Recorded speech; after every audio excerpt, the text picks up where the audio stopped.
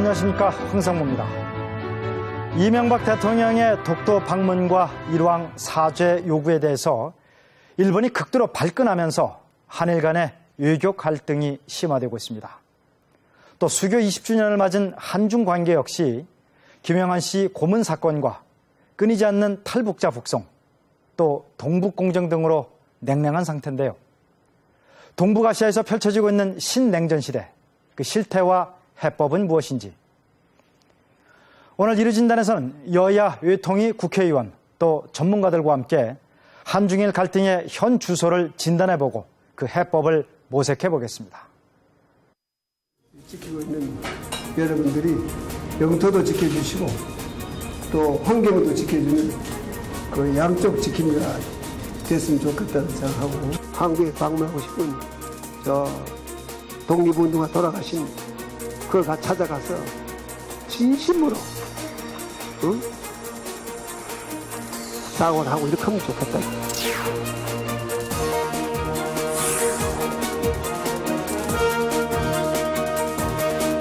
国際司法裁判所への提訴としての合意付託および日韓紛争解決交換公文に基づく調停を提案いたします。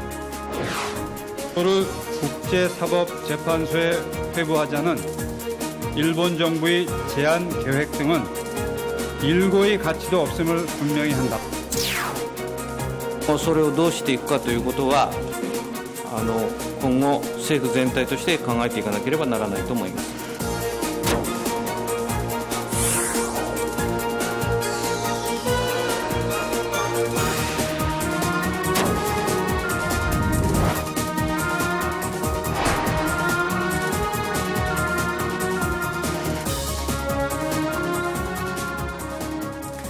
네, 오늘은 한일 외교전이 아주 좀 심각하게 전개되고 있는 만큼 정부 당국자 대신 정치인들과 또 전문가들을 모셨습니다. 나와주신 분들 차례로 소개해드리겠습니다. 먼저 새누리당의 정문원 국회의원 나오셨고요. 네, 안녕하십니까. 정청래 민주통합당 의원 나오셨고요. 네, 안녕하십니까. 네, 재성호 중앙대 교수 나오셨습니다. 네, 안녕하세요. 이혜영 한신대 교수 나오셨습니다. 안녕하세요. 네, 바쁘신데 자리해 주셔서 감사합니다.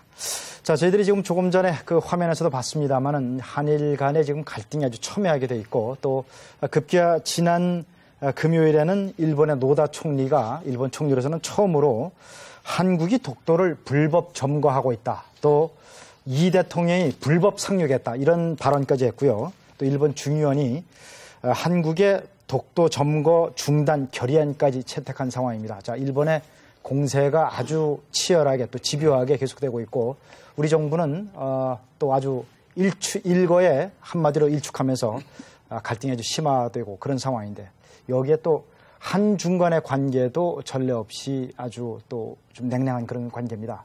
자, 최근의 사태에 대해서 우리 전문가들 또 정치인들께서는 어떻게 보시는지 먼저 한 분씩 좀 얘기를 들어봤으면 합니다. 먼저 정 의원 좀 얘기하실까요? 예, 그 과거 일본의 침략 전쟁과 식민 통치가 빚은 역사적 그 폐해와 부작용이 오랜 세월에도 불구하고 아물지 않은 상태에서 이게 덧나는 상황으로 보고 있습니다. 네. 그래서 청산되지 못한 일제 과거사가 지금 동북아 갈등의 진원지가 되고 있고, 이것이 영토 분쟁의 형태로 나타나고 있다고 그 생각되어지는 것입니다. 그래서 더군다나 또 공교롭게도 한중일 상국이 모두 그 올 연말에 그 정권 교체기를 그 눈앞에 두고 있습니다. 그래서 이것이 일본 같은 경우에는 국내 정치랑 맞물려서 좀 이 갈등을 증폭시키는 그런 양상인데요. 어떤 우리로서는 그 어떤 안전망의 네트워크처럼 그 외교 노선과 파트너를 굉장히 다양하게 하면서 또 우리의 요구나 희망이 관철될 수 있도록 국제사회를 설득하면서 한중일 간에는 좀 지혜를 모아서 이 부분이 새로운 기회로 그 발전할 수 있도록 그렇게 지혜를 모아가야 된다고 생각을 하고 있습니다. 우리 민주당 정 의원께서 어떻게 보시는지요? 네, 2차 세계대전이 끝나고 독일과 일본의 모습을 봅니다.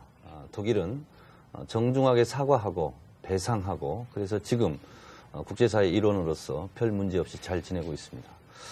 그런데 일본은 전범 국가이고 항복문서에 사인한 국가로서 실제로 반성하지 못하고, 그리고 러시아와 그리고 일본 그리고 우리 독도 문제까지 머리부터 발끝까지 분쟁을 하고 있습니다. 이것은 기본적으로 일본이 전범국가로서의 태도의 문제이고 일본 제국으로서 세계 전쟁을 일으켰던 그 당시와 지금이 무엇이 다른가 하는 의구심을 자아내게 할 정도로 일본의 망언과 도발이 계속되고 있습니다. 대한민국 국민들이 정신 똑바로 차리고 이 문제를 해결해야 하겠습니다. 이명박 대통령의 독도 방문이 잘 됐느냐 잘못됐느냐 이런 문제는 조금 있다가 네. 논의해 보도록 하겠습니다. 자, 논의를 뭐 조금 이따 좀 더 해보기로 하고요. 자, 먼저 이번엔 그럼 전문가들께서는 지금 현 상황 어떻게 보시는지요? 네, 지금 한중일 3국이 미래를 향해 나가야 할 이런 아주 긴박하고도 중요한 상황에서 네. 이 역사 문제나 영토 문제, 또 과거사 이런 문제를 갖고 지금 계속해서 갈등과 대결을 증폭시키고 확대 재생산하고 있다는 데 대해서 매우 안타깝게 생각합니다. 네. 사실 근데 이런 그 현상은 무엇보다도 그 일본에게 있다. 그 원인이 있다고 생각하는데 그 일본이 식민 지배와 그 침략 전쟁에 대한 그 진솔한 어떤 반성 또 과거사에 대한 직시가 결여돼 있고 또 일본 사회가 또 지식인 사회가 이 우경화되고 있는 것과 깊은 관련을 갖고 있다 이렇게 생각이 됩니다. 그래서 지금 이런 그 인식에는 물론 일본 정치권이 그동안에 역사 왜곡을 위한 여러 가지 교과서 문제도 있었고 그랬는데 정치권과 지식인 사회의 책임도 있지만은 결국은 그동안에 우리가 이 문제에 대해 좀 무르게 대응한 면도 있지 않았나 하는 점이 있고 그래서 이번 차제에 우리 이 대통령의 이 역사 문제 제기는 어떤 의미에서는 필연적인 그런 그 측면도 있다. 그래서 우리가 이걸 일각에서는 부정적인 시각에서만 얘기하는 분들이 있는데 저는 올 게 왔고 이제는 좀 전공법으로 대처해 나갈 필요가 있다.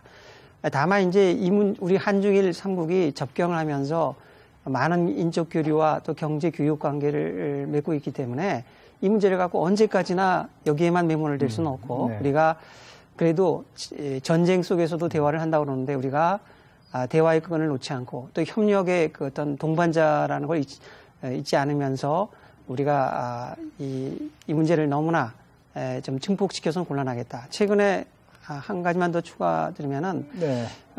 일본의 노다 총리가 우리 대통령에 대해서 상식을 일탈했다라든가 네, 네, 또 네. 이성을 잃었다 이런 표현들이 양국에서 나오고 있는 거는 조금 우리가 자제하고 냉정을 찾으면서 뭔가 우리가 이 정상적인 관계로 돌아가는 노력도 병행할 필요가 있다 이런 생각이 듭니다. 네, 조 교수님이 지금 뭐 거의 우리 논의의 거의 전반을 다 좀 얘기를 하신 것 같은데 차츰 좀 더 깊게 얘기를 하고요. 자, 이 교수님 저 간단하게 좀 간단히 두 한번 가지만 말씀 말씀드리겠습니다. 네. 일단 그 경제적으로만 본다면 동아시아 3국이 그야말로 세계의 글로벌 경제 엔진 아닙니까? 네. 근데 이 공간에서 여전히 구시대적인 그다음에 시대 차후적인 이런 영토 분쟁이 끊임없이 다시 말해서 2차 대전이 끝난 지가 벌써 반세기가 안 넘었는데도 여전히 전후 처리가 안 되었다는 이야기입니다.